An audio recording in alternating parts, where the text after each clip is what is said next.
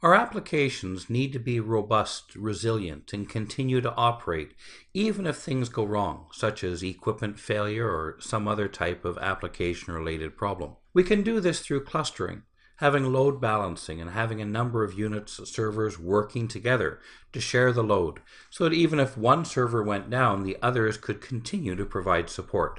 With load balancing, we have the ability now to make sure that we're not putting undue stress just on one unit, but rather spreading the work across multiple units.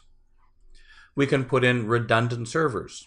We might have one primary server which is providing ongoing, support, but then a secondary one that can be fail over to if necessary in the case the primary one were to fail. This is often done then in an active-passive situation. You have an active server that's actually in production and the second one is sitting there passively, and usually the cutover in a situation like that would be less than a couple of minutes. Another option that's certainly being looked at in many cases today is moving towards the cloud, setting up virtual machines, software as a service, so that our applications can continue to work out there on the cloud provider. Hopefully the cloud provider also has backup and resilience, so they're able to continue to provide support for our applications even in the event of some type of failure. We need to back up our data, and of course this comes into what we talked about before, the recovery point objective. If I need my data to be very much up to date, I can use things like electronic vaulting, where I could be taking snapshots of my data or I could be writing my data off to another site quite frequently, sometimes based on a time period, sometimes based on a number of transactions, for example. But by having my data all written off to another vault or another storage location, even if my primary site was to suffer catastrophic failure, I would have my data up to within a few minutes of the actual outage. Now, we've used tape backups for many years. Cheap, high capacity. The issue, of course, with tape backups is to make sure that we don't use the tapes more often than we should. And we check also the age of the tapes. The problem with using a tape backup is that my recovery time is usually going to be a lot longer as well, to reload actually the tapes and to reload the data from those tapes. One of the other ways of providing backup for my data is through RAID, redundant array of independent disks. And we see here the various RAID levels. You're not going to have extensive questions on the exam about this, but it's good just to have some brief familiarity with the actual RAID levels.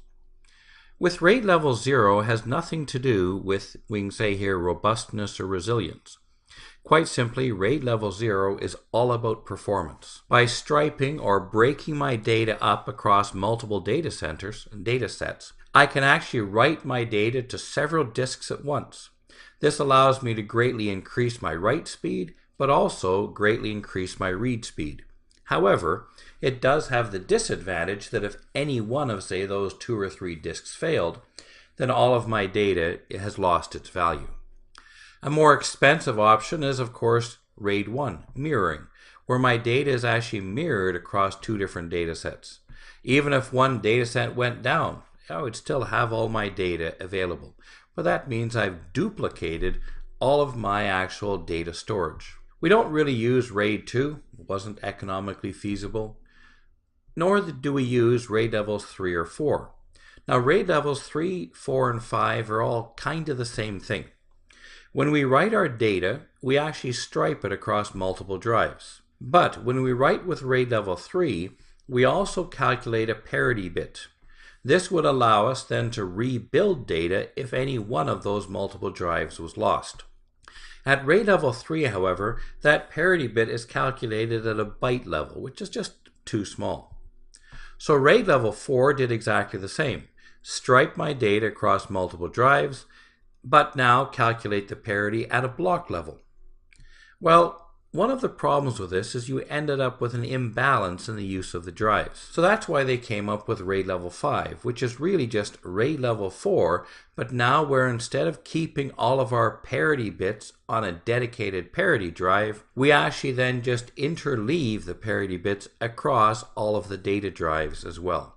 Some of you may be using RAID 5+1, which is duplication of parity bits, or you might be using RAID 10, which is really just a combination of RAID 0 and RAID 1. Both striping and mirroring our data.